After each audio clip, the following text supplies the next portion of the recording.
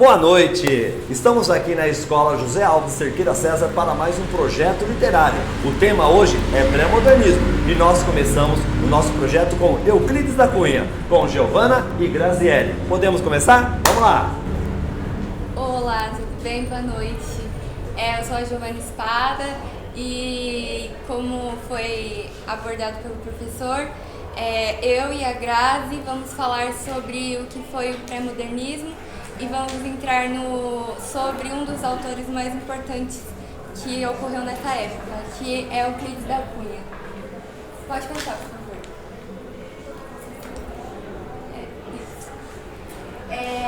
O pré-modernismo é um movimento literário que emerge no final do século XIX e se estende até a década de 1910, período que antecede o modernismo no Brasil, iniciado oficialmente em 1922.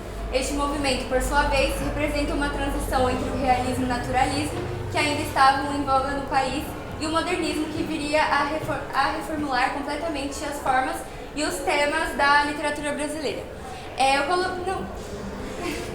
Eu coloquei essa foto no slide porque, como foi já falado para os alunos da minha sala, do terceiro A, nós aprendemos um pouco sobre a arquitetura da época e como que os frentistas faziam as suas arquiteturas, como que era a estética das casas e das ruas nessa época de 1902 a 1922.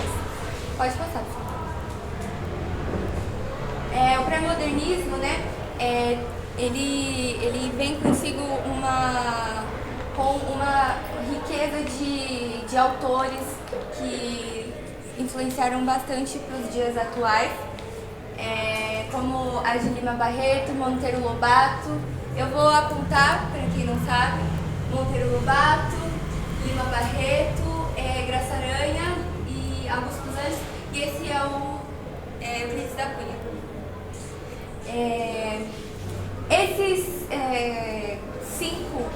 Esses cinco autores na época do pré-modernismo, eles foram muito importantes porque eles abordaram algumas questões políticas, econômicas e sociais no momento que estava acontecendo, né, os acontecimentos críticos no Brasil, como a Guerra de Canudos, por exemplo, que é o tema que a gente vai abordar no próximo slide. No próximo ou no outro. Pode botar. Euclides da Cunha, que é o autor, ele nasceu em 1866 e faleceu em 1909, e ele foi um escritor, sociólogo, jornalista e engenheiro, além de ser um militar. E ele foi amplamente reconhecido por a sua obra Os Sertões, né, que foi publicada bem no início do pré-modernismo. Ele nasceu em Cantagalo, no Rio de Janeiro, e viveu um contexto de transformações políticas, econômicas e sociais muito significativas no Brasil, como a proclamação da República e a República Velha. Pode passar. E ele foi formado em engenharia pela Escola Militar e ele foi designado também a acompanhar a expedição militar na região do Sertão da Bahia, onde aconteceu a Guerra de Canudos em 1896 a 1897, que foi um conflito entre o exército brasileiro e os seguidores de Antônio Conselheiro, que é esse homem aqui que eu coloquei no slide. Esse episódio foi decisivo para o autor porque forneceu a ele os materiais necessários para ele produzir a obra Os Sertões, onde ele consegue abordar todas as situações técnicas e metodológicas do acontecimento da Guerra de Canudos. Pode passar. E, como eu falei, ele foi fornecido a ele, né, graças a esse acontecimento, essas informações para ele reproduzir no livro Os Sertões. E ele usou uma formação científica e técnica que influenciou a maneira como ele abordou o tema de Canudos. e aplicando uma visão científica e metodológica, mas sem perder a sensibilidade para as questões sociais e humanas do conflito. A gente aprendeu que no pré-modernismo a linguagem era menos romântica e e abordava uma linguagem mais coloquial, né? Que é uma linguagem popular, uma linguagem do povo. Diante disso, ele não deixava de colocar dentro dessa linguagem coloquial as questões importantes do que realmente o livro quer abordar, que são as questões sociais e humanas, políticas, econômicas e etc. Pode passar, por favor. Bom, agora eu vou falar sobre a obra do Euclides Cunha, que é sobre Os Sertões. Os Sertões é uma obra de 1902 que é fundamental na literatura brasileira e uma das mais representativas do pré-modernismo. Ela é dividida em 3 partes: a terra, o homem e a luta. Cada uma dessas partes reflete um aspecto da realidade de Canudos e do sertão nordestino. E a obra como um todo pode ser vista como uma tentativa de explicar o Brasil e suas contradições. Pode passar. Agora eu vou explicar mais detalhadamente cada obra que tem, né? Que é sobre a terra. Nesta parte, Euclides descreve o ambiente físico e geográfico da região nordestina, com suas características áridas e inóspitas, as quais ele associa ao sofrimento humano e à dificuldade de vida. A seca, o clima e as condições geográficas são vistos como elementos determinantes para a formação do caráter e do modo de vida das pessoas daquela região. O homem, aqui Euclides se debruça sobre o povo do sertão, que segundo ele era composto por pessoas fortes, mas marcadas pelo isolamento e pelo sofrimento. Ele analisa as características psicológicas e sociais dos sertanejos, especialmente os seguidores de Antônio Conselheiro, e como o ambiente e a cultura do sertão influenciaram suas atitudes e crenças. A figura do sertanejo é vista como um produto do seu meio, vítima do abandono do Estado e das condições precárias de vida. A luta. Na terceira parte, Euclides detalha o confronto entre as forças do exército brasileiro e os moradores de Canudos. A guerra é descrita não apenas como um conflito militar, mas também como uma luta social e cultural. Euclides vê em Canudos a resistência do sertanejo contra a opressão do Estado e o sistema que o marginaliza, mas também aponta as falhas do movimento liderado por Antônio Conselheiro. Pode passar. Eu vou falar sobre o impacto e o legado que essa obra trouxe, tanto para a época quanto para os dias atuais. Eu não sei se vocês sabem, mas eu aprendi com o professor que o livro tem 2 partes. A primeira parte, ele fala mais sobre a situação, como a Grazi citou, 3 partes. Perdão. Como a Grazi citou, ele conta mais sobre como que funcionava as questões geográficas da seca, dos problemas ambientais, né, do calor extremo, das questões do Cerrado, né, do Nordeste. A segunda parte fala mais sobre a questão de como ele abordava, de como eram a vida das pessoas no sertão e, por último, a parte de como foi a Guerra de Canudos e a crítica social que ele trouxe para nós no livro Os Sertões. Ele teve um grande impacto na literatura brasileira e na reflexão sobre a formação do Brasil. A obra influenciou não apenas o pensamento intelectual da época, mas também ajudou a moldar a imagem do sertão e do Nordeste no imaginário nacional. Euclides da Cunha, com sua análise crítica e científica, conseguiu sintetizar as complexidades de um Brasil profundo, ainda marcado pelas desigualdades regionais e pela marginalização de sua população. A obra de Euclides é um marco na literatura brasileira, tanto pela profundidade de sua análise, quanto pela beleza literária de sua escrita. Pode passar. Seu legado é inquestionável, tanto para os estudiosos da história e da geografia brasileira, quanto para os admiradores da literatura, pois ele forneceu uma das primeiras análises profundas sobre a formação social e política do Brasil. Em resumo, o pré-modernismo e Euclides da Cunha, por meio de Os Sertões, inauguraram uma nova fase na literatura brasileira que buscava compreender e refletir criticamente sobre a realidade social do país.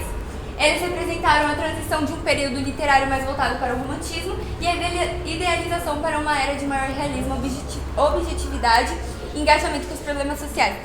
Isso é muito real e eu acho que foi muito importante essa transição, porque pode-se dizer que isso foi uma afronta para a época, pois eles já estavam acostumados com os conteúdos românticos, com belas palavras, colocando o homem e a mulher também numa situação muito agradável, sem retratar o que de fato acontecia.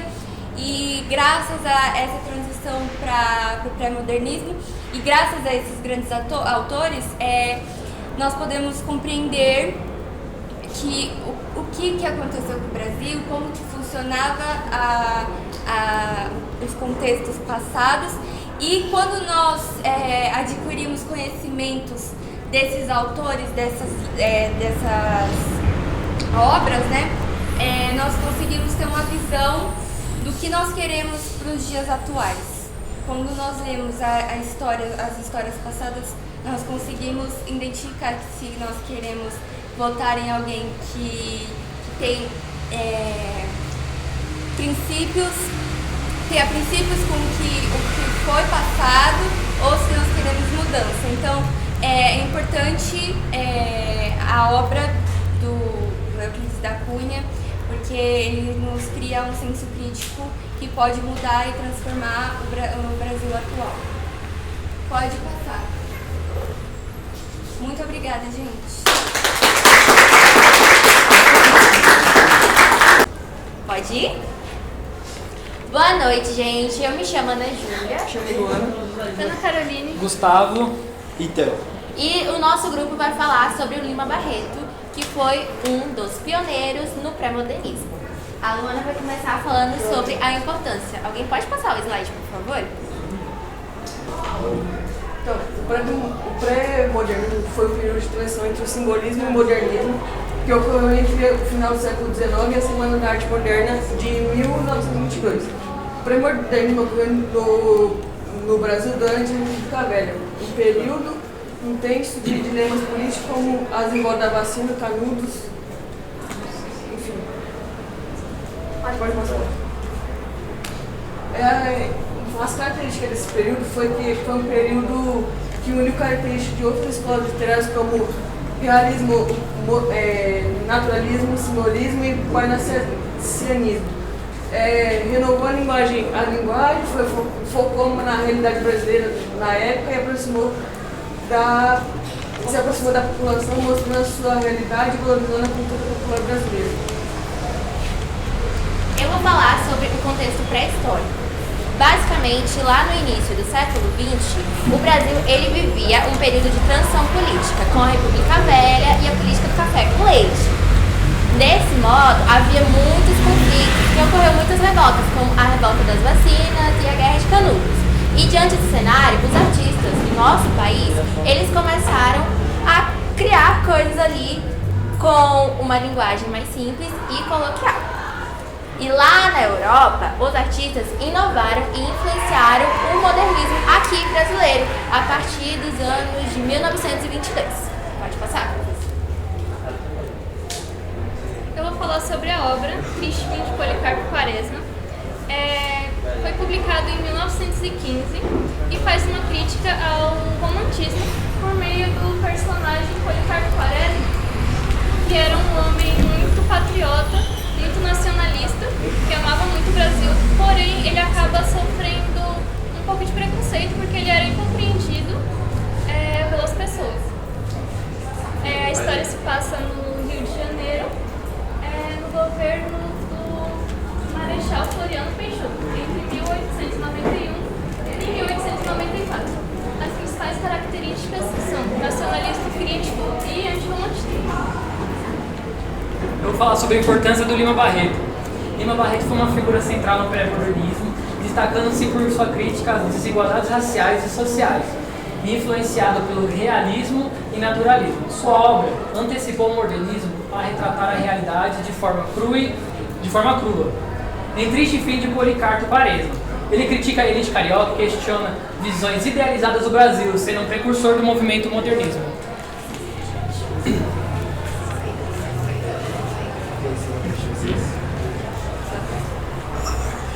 Então, primeiramente, boa tarde. Eu sou o Afonso de Lima Barreto e vou contar um pouco da minha história para vocês. Primeiro, sou Afonso de Henriques de Lima Barreto, nascido em 13 de maio de 1881, no Rio de Janeiro. Desde a infância, desenvolvi uma paixão pela literatura, influenciado pela minha educação familiar. Enfrentei pobreza e marginalização, além de problemas de saúde mental que mudaram minha visão do mundo e influenciaram minha escrita. Apesar de desprezo que enfrentei, minha determinação em expor injustiças e dar voz aos marginalizados nunca diminuiu. Acredito na literatura como um meio de reflexão e transformação social. Falei e escrevi até a minha morte, em 1 de novembro de 1922, e espero que meu legado continue a inspirar a buscar por um Brasil mais justo.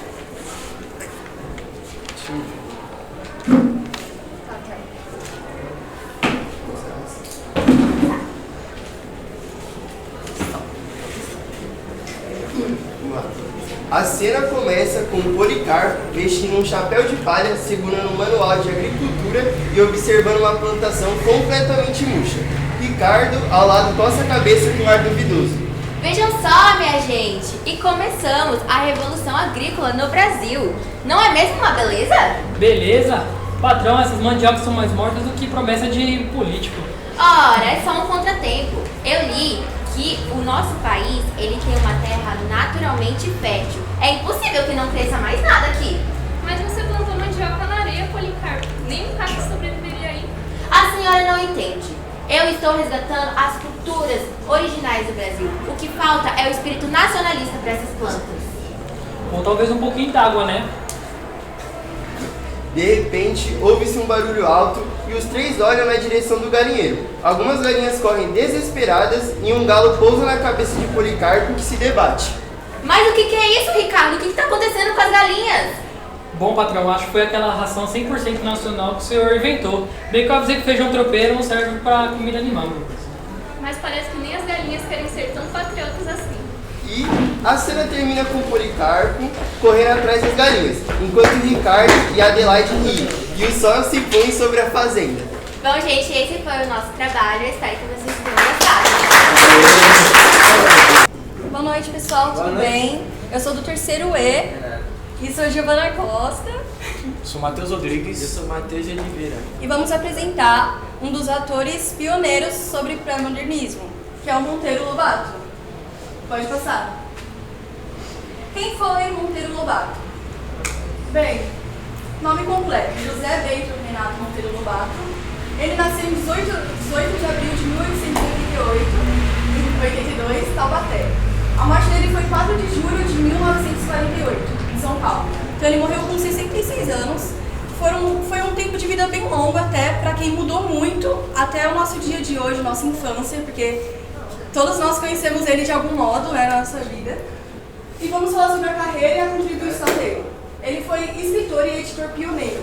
Foi um dos primeiros autores brasileiros a investir na literatura infantil. Ou seja, antigamente o povo não dava tanta importância assim à literatura infantil, porque eram crianças, né? O que elas poderiam aprender e ter o de melhor para a vida.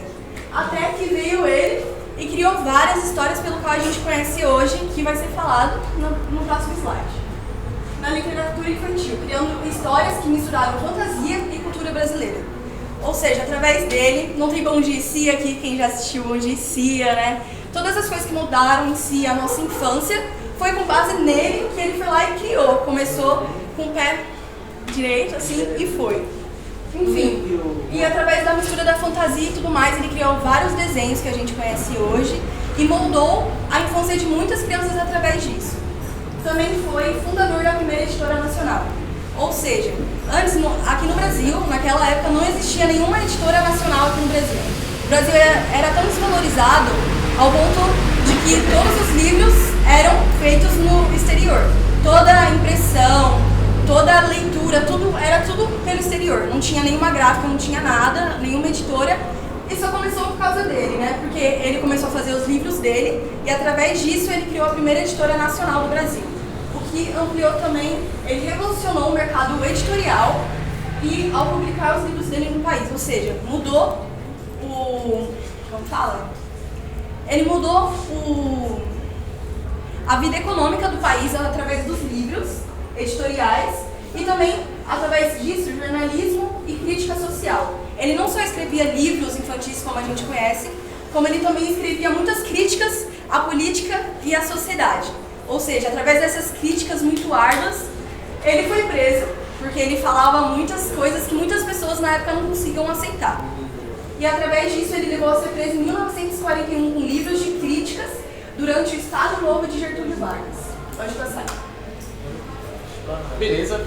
Agora a gente vai ver um pouquinho sobre as principais obras de Monteiro Lobato, tá? Começando pela obra Urupês. Eu tenho aqui a obra comigo, tá? Para quem quiser ler. Não só esta, como também outras obras de Monteiro Lobato. Vai estar aqui disponível para leitura aqui na sala de leitura, tá? Urupês é uma obra que faz uma crítica social ao trabalhador rural, sabe? O gênero dele é conto e crônicas. Ele foi postado em 1918 e foi o primeiro livro de Monteiro Lobato que, alavancou a carreira dele. O primeiro que ele lançou, a primeira obra, né? E o contexto da obra, como eu falei, crítica à realidade rural do Brasil no início do século XX. E fato curioso, nessa obra temos um personagem icônico que é o Jeca Tatu. Jeca Tatu nada mais é do que a própria representação dessa crítica social ao trabalhador rural. Pode passar, por favor. Não só essa, mas temos essa obra também muito conhecida por todos, série do Sítio do Pica-Pau Amarelo, tá? Quem nunca viu quando era infância, né? Eu mesmo já vi até em mercadinho, em embalagem de bolacha, enfim. Composta por 23 livros, publicados entre 1920 e 1947, tendo lá os personagens icônicos, Emília, Narizinho, Pedrinho, Dona Benta, Tia Anastácia, Visconde de Sabugosa. Pode passar, por favor. E eu vou falar um pouco do legado de Monteiro Lobato. Monteiro Lobato revelou a leitura e criando personagens como esquecíveis para a leitura dos jovens e crianças. Sua crítica social e política ainda geram debates, mostram que sua obra continua atual e relevante. O dia 18 de abril é uma homenagem para ele. Enfim, esse é o nosso trabalho. Hoje a gente vai falar sobre o Graça Aranha e na nossa apresentação a gente vai falar um pouco sobre como foi a carreira dele de diplomata, como foi a história dele no pré-modernismo, na participação da arte moderna, as principais obras dele e uma obra que ele teve como principal destaque. Bom, gente, o José Pereira de Graça Aranha, ele nasceu em 21 de julho de 1868 em São Luís do Maranhão, conselho maranhense, e além de escritor, ele foi advogado e diplomata. E também participou da fundação da Academia Brasileira de Letras em 1897 e da organização da Semana da Arte Moderna em 1992. O romantista, ele faleceu no dia 26 de janeiro de 1931 no Rio de Janeiro, que fez parte do pré-modernismo, um período literário caracterizado pela transição entre o símbolo e o modernismo brasileiro. Desse modo, suas obras representam traços naturalistas e simbolistas, além do nacionalismo modernista. Carreira diplomática.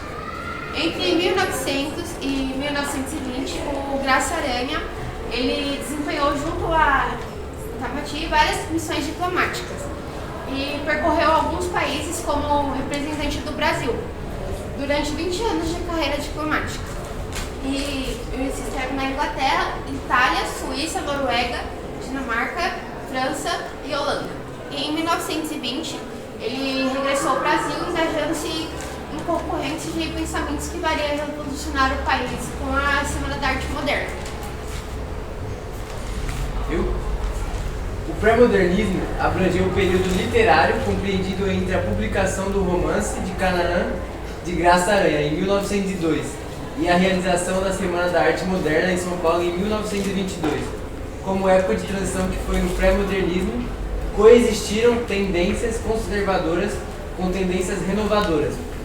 O nacionalismo pré-modernista teve Graça Aranha como seu ponto de partida. Autores como Euclides da Cunha, Lima Barreto, Monteiro Lobato e Coelho Neto já representavam um momento de transição. Bom, a gente tem um pouco sobre a participação dele na Semana da Arte Moderna. Em 1920, o Graça Aranha regressou no Brasil, começando que a literatura brasileira precisava mudar, e ele passou a integrar o movimento que revolucionou o país. A Semana da Arte Moderna passou a decorar e foi o único intelectual da velha guarda que apoiou o movimento. E foi o Graça Aranha que indicou o caminho do dinheiro aos intelectuais que queriam fazer um evento para divulgar artes e teorias. Fala sobre algumas obras que o Graça Aranha fez. Canaan foi criado em 1902. Fala sobre romance. Agora, Malazarte foi criado em 1911. Fala sobre teatro. A Estética da Vida foi criado em 1921. Fala sobre ensaio. O Espírito Moderno fala também sobre ensaio e foi criado em 1925. Futurismo fala sobre manifesto. Foi criado em 1927. A Viagem Maravilhosa foi criada sobre romance, também foi criada em 1927. O meu próprio romance foi sobre memórias dele e foi criada em 1931. Concluímos que o Graça Aranha foi uma figura essencial do cenário literário brasileiro e atuando como ponte entre o pré-modernismo e o modernismo, em sua fase pré-modernista, especialmente com o Canaan, que ele explorou temas sociais, filosóficos e políticos, trazendo uma crítica à sociedade brasileira e questionando sua identidade nacional. E apesar de utilizar elementos do realismo e do naturalismo, sua inquietação com formas literárias tradicional levou a se tornar um dos principais defensores da tradição artística no Brasil. Ótimo.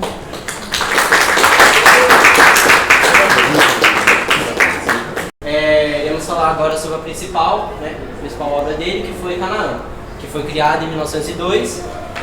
Ela foi considerada um marco, porque Canaan é uma obra que aborda temas relevantes como a imigração, racismo e identidade racial. Um enredo, quer dizer, é um romance, essa obra, e ela fez sucesso porque vendeu mais de 10 mil cópias na sua primeira edição, que praticamente fez com que Graça Aranha se tornasse um ator em destaque. Por favor, Thiago. Outras obras importantes que ele fez foram Malazarte, A Estética da Vida, A Viagem Maravilhosa e o meu próprio romance, que é uma autobiografia dele que basicamente conta toda a trajetória dele desde escritor até antes e até um pouco depois. Graça Aranha foi um dos fundadores da Academia Brasileira de Letras em 1897, um marco na história do Brasil, querendo ou não. É um romance ensaiado. Pioneiro do romance ensaiado no Brasil, ele uniu a narrativa ficcional com a análise social e filosófica. A influência que isso causou foi que introduziu temas complexos, como a sociologia e a filosofia na literatura brasileira.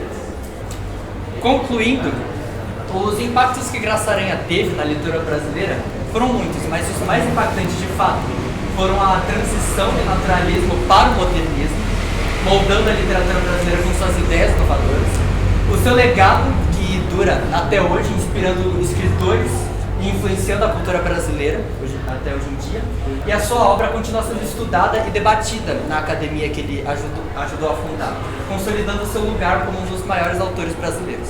E essa foi a nossa apresentação e obrigado a todos. Boa noite a todos, eu sou a Fernanda, eu sou do terceiro D, eu curso Desenvolvimento de Sistemas, e nosso grupo fez o trabalho do professor Arnaldo, de língua portuguesa. Nosso ano começou com o nosso ano de pré-modernismo, foi um período um pouco antes do modernismo, que começou no início do século XIX, do século XX, na verdade, E a gente teve alguns autores de destaque que ajudaram bastante a construir essa visão, e a gente saiu da ideia do romance, da ideia onde todos os personagens viviam numa utopia ou com poucas preocupações, e a gente parte um pouco mais para a vida real, com algumas obras que foram muito criticadas na época que elas foram lançadas por conta da sua realidade extrema, mas que hoje são muito importantes. Então o pré-modernismo, ele tem essa função de chocar um pouco para o que vinha logo depois dele, e o autor que a gente escolheu foi o Augusto dos Anjos, que foi um pré-modernista da época.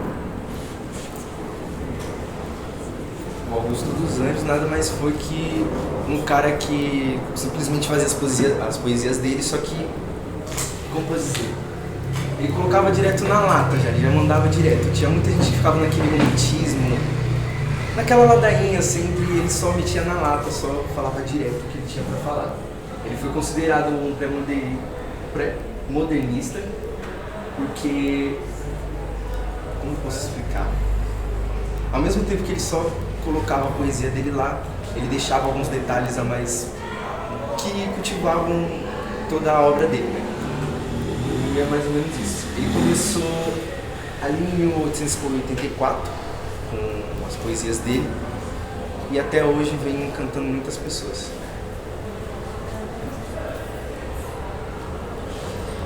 Aqui a gente tem um dos poemas mais famosos dele, chamado Psicologia de um Vencido, e as obras dele se caracterizam por um ar um pouco mais pesado, falando muito cientificamente sobre a morte e de um tom que deixava muitas pessoas desagradáveis. Eu vou ler o poema.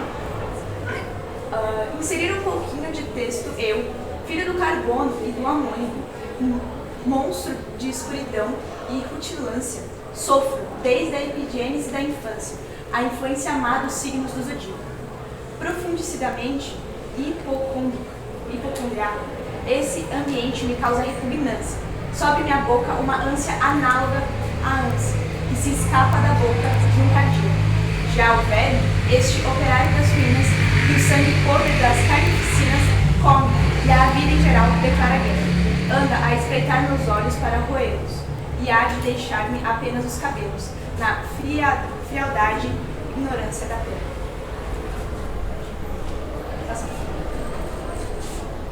Vou falar sobre a vida profissional. Ele foi formado em Direito por uma faculdade de Direito em Recife, em 1907, mas ele nunca exerceu a função de advogado. Dedicou também a carreira de professor, lecionando na literatura brasileira, mas ele fez português e outras matérias em escolas da Paraíba e do Rio de Janeiro. Foi um professor renomado no Colégio Pedro II, do Rio de Janeiro, e um dos mais prestigiados do Brasil.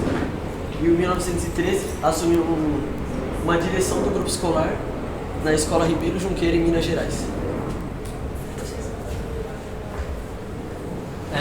Indo mais a fundo sobre o trabalho geral do Augusto dos Anjos, como foi lido os poucos slides atrás, as suas obras elas eram mais densas, mais brutas, mas ainda tinha um toque dos poemas de ser mais abstrato sobre a interpretação dele, a interpretação biológica, não só dos seres humanos, tanto religiões e qualquer meio de pensar sobre a morte. Não a morte sobre o que acontece depois da morte ou os momentos de morte, mas tudo sobre o que o tempo, que é algo parecido com a morte, pode causar no ser humano. Uma das obras mais fortes dele, que pegou mais impacto, foi o Eu, que ele foi publicado em 1912, porém como o título foi um pouco, não egocêntrico, mas um pouco egoísta demais, ele teve que mudar para Eu e Outras Poesias, não contando só sobre ele, mas a concepção em volta do eu, que é em volta dele, e não só focando na morte, ele focou em fazer alguns estudos, tanto nos retratados anteriormente pelos nossos alunos, sobre ele ter estudado em Minas Gerais, não só sobre poesias, mas sobre parte da biologia, sobre como funciona o cérebro, não só da forma de pensar, mas da reação geral nossa sobre como pensamos sobre isso. Augusto dos Anjos, por mais que ele fale apenas sobre a morte e que muitas pessoas critiquem ele sobre usar palavras como verme para retratar os seres humanos ou até outros supostos insultos para retratar qualquer tipo de pensamento, ele, mesmo sendo desse jeitinho dele, ele ainda assim teve um grande papel e ainda tem uma grande relevância em escrever poesias que podem servir de inspirações, mesmo se você não estiver escrevendo sobre a morte ou sobre temas mais melancólicos, mas a forma dele de retratar o que ele pensa ou o que ele sente é o que incentiva e faz ele ficar enraizado na poesia e na parte literária sobre qualquer assunto diverso que você pode comunicar. Porém, assim como qualquer coisa e como o tempo, o Augusto dos Anjos faleceu em 1914, aos 30 anos de pneumonia. De forma precoce, era para ele viver mais alguns 2 anos, se não me engano, mas como o pulmão dele e a época, obviamente, não tinha um ecossistema, não tinha uma segurança boa, obviamente, para bem-estar, ele não tinha um físico muito bem, ele infelizmente faleceu um pouquinho antes do esperado. algumas das características principais da obra dele e o que mais impactava na época. Ele usava muito o simbolismo e a realidade de uma forma muito áspera. E isso fazia as pessoas que liam ele ficar muito desconfortável. Então, esse pré-modernismo veio para trazer alguns assuntos à tona, e um assunto que muitas pessoas evitavam ou que não era retratado em obras como foi retratado foi a própria morte em si. E ele trouxe isso com um baque muito forte. Então, as pessoas que liam os poemas dele realmente ficavam depressivos no sentido de, por ser um poema muito mórbido e muito ríspido, então isso afetava bastante as pessoas que os liam, né? E é bem parecido com a escrita de Edgar Allan Poe, que surgiu um pouco antes, né? Só que a forma que ele se trata é um pouco diferente, já que Poe ele pega um pouco mais algo mais fantasioso, algo mais macabro, enquanto o Augusto dos Anjos ele vem com algo realmente mais realista, né? A literatura dele é marcada por uma fusão entre o simbolismo, o parnassiasismo e uma forte influência científica e filosófica. Seus poemas são conhecidos pelo vocabulário erudito e repleto de termos científicos e referências da biologia. Isso fazia tudo ficar mais macabro, porque ele não estava tirando isso da cabeça dele, ele não estava usando a imaginação dele, ele estava realmente pegando fontes biológicas, químicas, físicas e coisas que aconteciam com nossos corpos enquanto eles estavam realmente em decomposição, e usava isso como se fosse supernatural para a época nos seus poemas. A temática científica e filosófica é uma das principais características. Ele utilizava termos técnicos e conceitos científicos para expressar a fragilidade da vida e a inevitabilidade da morte. O pessimismo e o existencialismo, influenciados pelo niilismo. O niilismo é praticamente uma obsessão pela morte, pode dizer assim. Seus versos abordaram a decadência, a putrefação e o sofrimento humano. Então, ele colocava nos seus poemas. A gente estava numa época em que o ser humano, a gente já tinha passado da obsessão religiosa, onde a gente colocava Deus acima de tudo, e a gente veio com um foco para as pessoas, para os seres humanos, e como nós éramos inovadores, como nós éramos muito fortes, muito criativos, e ele traz isso, expondo a nossa fragilidade, que mesmo que fôssemos seres humanos, com criatividade e força, ainda assim todos íamos enfrentar o mesmo destino, que é a morte, né? E abordando de uma forma um pouco diferente, que seria a existência de um céu ou um segundo plano após a morte, ele tratava de uma forma muito mais realista.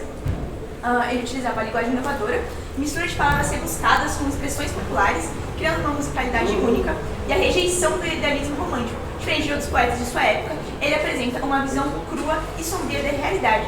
Então, como alguns outros alunos falaram durante as outras apresentações, alguns livros da época, alguns escritores retratavam a vida dos sertões ou davam importância até para a literatura mais infantil, mas ele deixou tudo isso de lado, mesmo que também sejam características do pré-modernismo, e trouxe essa visão mórbida de como a vida, mesmo enquanto está sendo vivida, ainda consegue ser triste, melancólica e repetitiva, relembrando sempre que a morte está sempre aí. Pode passar.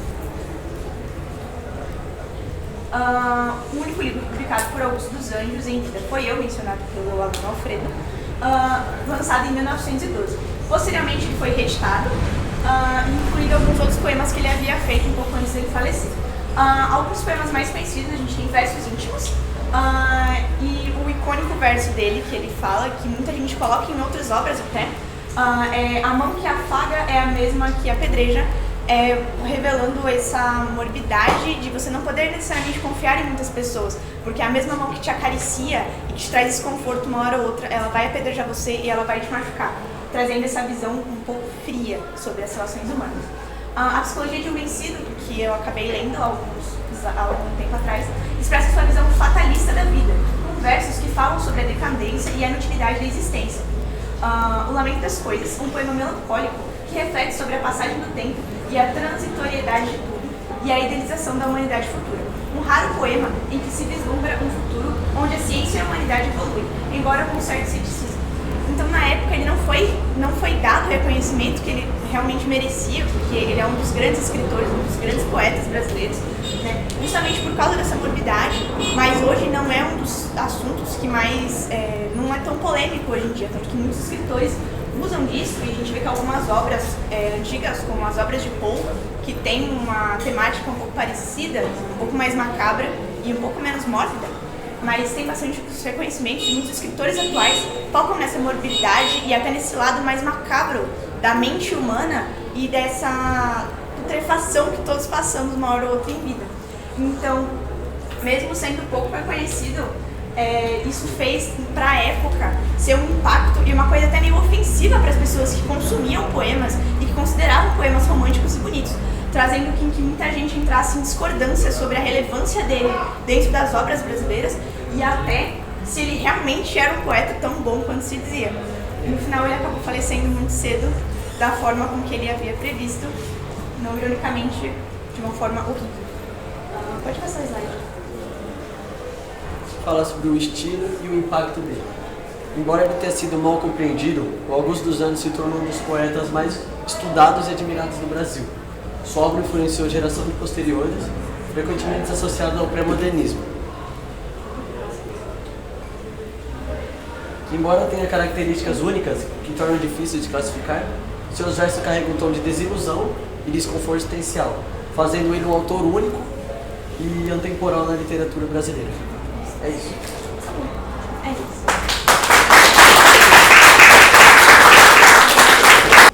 Para finalizar o nosso projeto de literatura aqui na Escola José Alves Cerqueira César, nós vamos encerrar apresentando algumas obras. Lembrando, o projeto de literatura ele é focado no pré-modernismo. Então eu tenho aqui alguns alunos que trouxeram alguns livros. Esses livros, logicamente, eles fazem parte da coletânea da sala de leitura com o professor Denis. O professor Denis não pode aparecer porque ele está filmando, tá? A professora Cristina deu todo o suporte, todo o apoio, todo o respaldo. Então foi com muita satisfação que nós realizamos esse projeto. Agora, vamos lá às nossas obras, ok? Vamos lá, eu tenho aqui Urupês, de Monteiro Lobato, tá? Ele faz parte do nosso acervo também. Tenho aqui Contos Escolhidos, de Monteiro Lobato. Perfeito? Tenho Negrinha, de Monteiro Lobato também, ok? Aqui desse outro lado eu tenho Euclides da Cunha com Sertões, volume 1 e 2, tá? E Lima Barreto com Triste Fim, de Policarpo Quaresma. Então agradeço a participação de todos, agradeço aos alunos, agradeço a sala de leitura, agradeço a direção da escola, a coordenação e todos os professores que deram suporte, deram apoio. E o professor Arnaldo que está aqui engajando aqui esse projeto. Muito bem, parabéns a todos!